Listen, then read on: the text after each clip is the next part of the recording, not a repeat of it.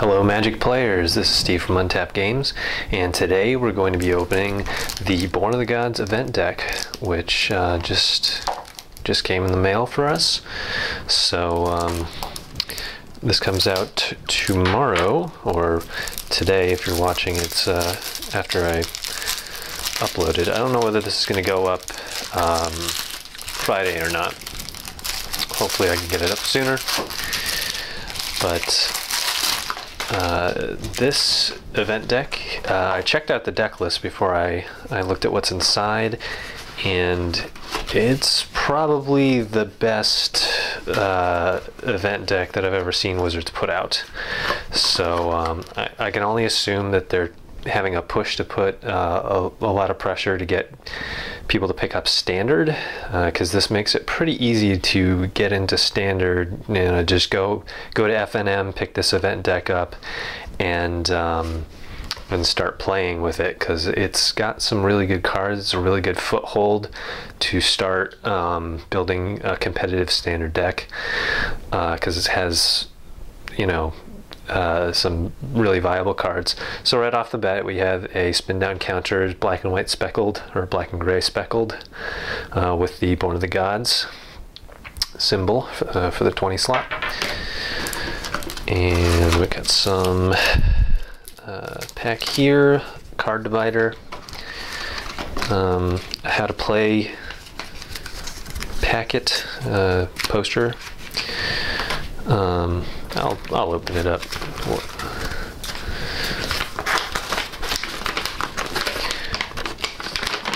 So fitting the theme that this is for people who are getting into the game, it describes the basic conceit of Magic. So it tells you about the colors, shows you how the battlefield and how the game zones are laid out, and then describes some basic concepts like attacking and blocking and how to read a Magic card, etc. And then this is, I think, going to be a deck list, and probably it's going to tell you how to play. And this also, I guess, describes how tournaments work. Again, it's a push to get people involved in events and how to play the deck, how this particular deck strategy works out in a deck list. And then so this pretty nice package to keep the deck in. I believe this is the sideboard, and this will be the main deck. So let's look at the main deck first, and then we'll take a look at the sideboard.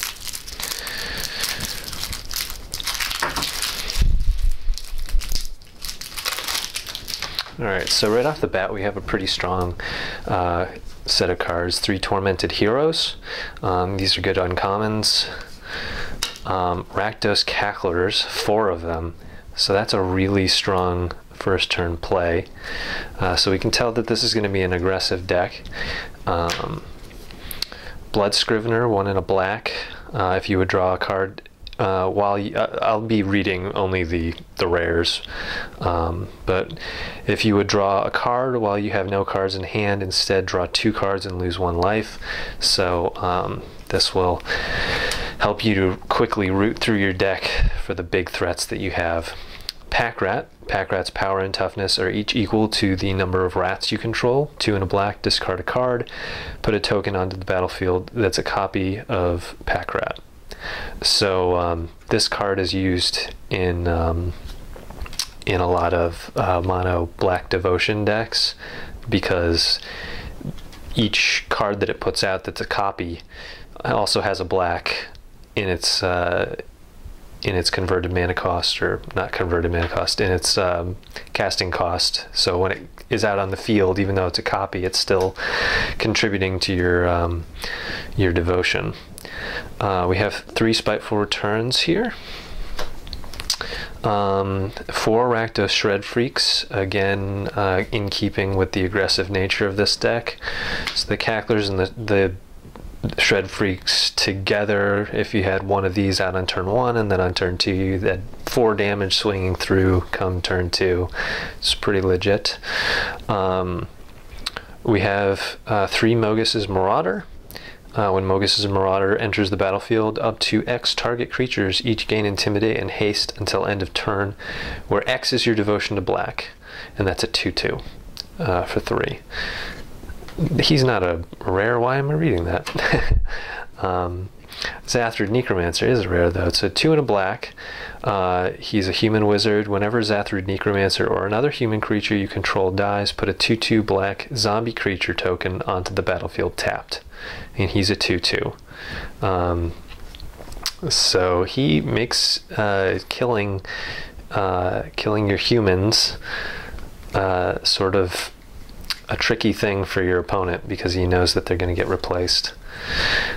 Ancient of Fates, 1 and 2 black. This is from Theros. It's a Death Touch 3/2, and he also has a heroic ability. Whenever you cast a spell that targets Agent of Fates, each opponent sacrifices a creature. So that's incredibly useful, obviously, because you don't have to worry about targeting your opponent's creatures. You can just keep targeting your Agent of Fates, and that gets around things like protection and hexproof all day, so that's really great. Herald of Torment, 1 and 2 black for an enchantment creature that is a demon. Bestow, 3 and 2 black, and flying, so he's a 3/3, so he's going to grant 3/3/3 and flying as an enchantment, and at the beginning of your upkeep you lose 1 life. So there's a little bit of pressure that you're placing on yourself, but that's okay, because the theme of this deck is getting out threats quickly and getting out big threats quickly, even though you're losing life. So the idea is that you're not going to be losing life as quickly as your opponent, because the things that you have out that are punishing you, like Blood Scrivener or Herald of Torment, are letting you get way ahead of the curve. It goes with the whole black archetype of power at any cost. Well, in this deck you're dinging yourself for life, but you are hopefully keeping ahead of your opponent and dealing them more life than you're losing. But to mitigate that, this card comes in play. 3 in black for an extort creature. Whenever you tap a swamp for mana, add black to your mana pool. So and he's a 2/2. So this creature is great because he pays for his own extort cost whenever you tap a swamp. So that's useful because you're putting your opponent on more of a clock with every spell that you cast, and you are healing the life that you are taking from yourself with these other cards. So we got an Erebos' Emissary, Desecration Demon. So this is some of these cards that they're really viable cards that are seeing play in Standard right now, and they're all in this deck. So this deck is kind of an incredible value for what its suggested retail cost is. So yeah, so for 2 and a black, you get a demon that's a 6/6 flyer. At the beginning of each combat, any opponent may sacrifice a creature. If a player does, tap Desecration Demon and put a +1/+1 counter on it. So this is kind of a drawback in that you can have your demon tap down, but if he's doing board control rather than swinging for tons of damage and also becoming a bigger threat in the long run, that's still a great thing for you, especially if you're following it up with these Doom Blades and clearing out their board in the meantime. We got some ultimate prices, some more board control. Bile Blights for board control for things like pack rats and for token mills. Basically, if you have somebody who's cranking out duplicates of creatures, then that takes care of them. Hero's Downfall, another really good rare that's offered in this. Destroy target creature or planeswalker for 1 and 2 black. hanging on to that to get rid of planeswalkers for 3 mana is obviously a really good idea, especially, yeah, I mean, that's at instant cost, that's especially great. I mean, at instant speed. For 1 and 2 white or 2 black, or 1 and, I mean, you know, the split cost manas, 1 and a white or a black and a white or a black, for an enchantment aura. Oh, sorry, this is uncommon, but I'll still read it anyways. Enchanted creature gets +1/+1 and has flying and lifelink. Gift of Orzhova is a really good card, because for what it does, it's definitely going to help you sort of stabilize in a later part of the game when, you know, if you have had Blood Scrivener and Herald of Torment out, then anything with lifelink is going to help set you up good. Faded Return, that's the cover art for the event deck. 4 and 3 black, for an instant, put target creature card from a graveyard onto the battlefield under your control. It gains indestructible. If it's your turn, scry 2. And that's an instant. So like the rest of the Faded cycle, it's an instant that rewards you for doing it on your turn. Now, this is a great card because it's from a graveyard, not necessarily from your graveyard. So if the most powerful thing that's been out is your Desecration Demon, then it comes back and it's indestructible. If they've casted the most powerful thing, then, or if they've cast the most powerful thing and you're having trouble getting rid of it with your creatures, then you can remove it and then cast Faded Return later on and have you know, beat them with their own creature, which is really good. And then the rest of the so let's count how many swamps we have. 1, 2, 3, 4, 5, 6, 7, 8, 9, 10, 11, 12, 13, 14, 15, 16, 17, 18, 19, 20, 21, 22, 23, 24 lands, swamps. So yeah, this is a mono black deck, and it's got some incredibly good cards in it. It's a lot of value for where this sells, for the price point that it sells at. So in the sideboard we have 3 Cremates. So those are for getting rid of Reanimator situations, or, you know, if they have Scavenge or something that interacts with their graveyard in any way, that roots it out and gives you a little bit of card advantage as well. 2 Dark Betrayals, destroy target black creature for, you know, some extra.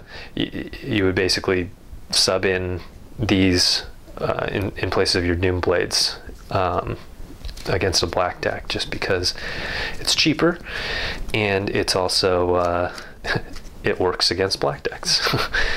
So we also have 4 Duresses. So those are for, you make your opponent reveal their hand, choose a non-creature, non-land card from it. That player discards that card. I would probably sub those in if they were running things like a lot of planeswalkers or some really annoying counters. Then you can do that on first turn if you don't have like a Cackler or something to play. First turn Duress is a pretty good move. Farika's Cure, 2 black, deals 2 damage to target creature, and you gain 2 life.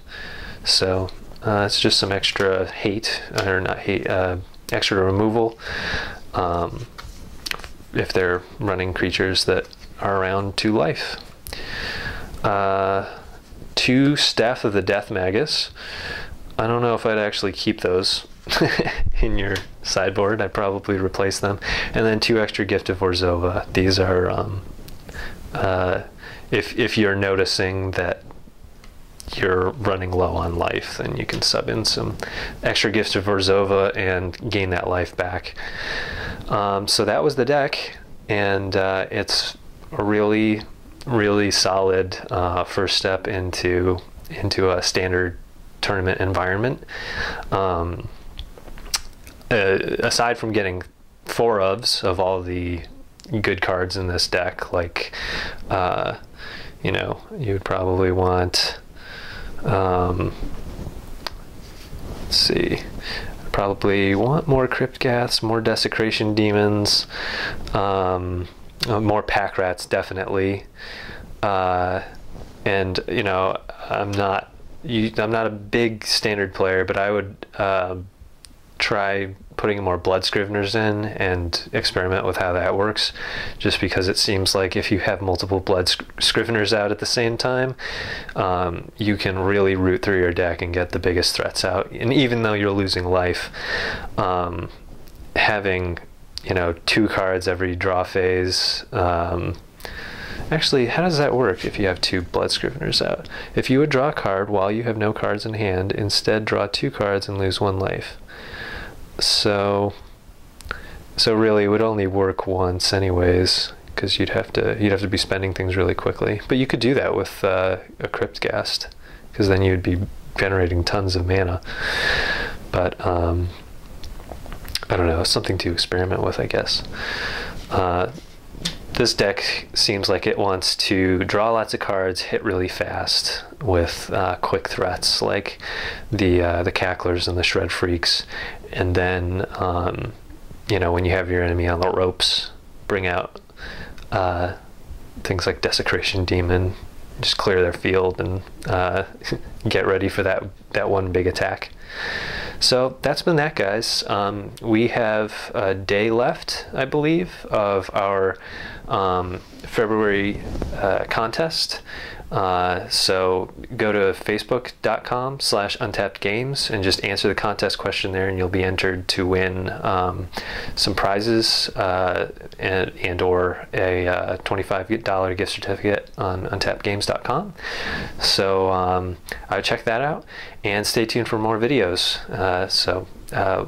We'll see you guys in the future, and we'll know in the comments you know, what you thought of this video. It really gives us some good feedback, and you guys have been good about that so far. So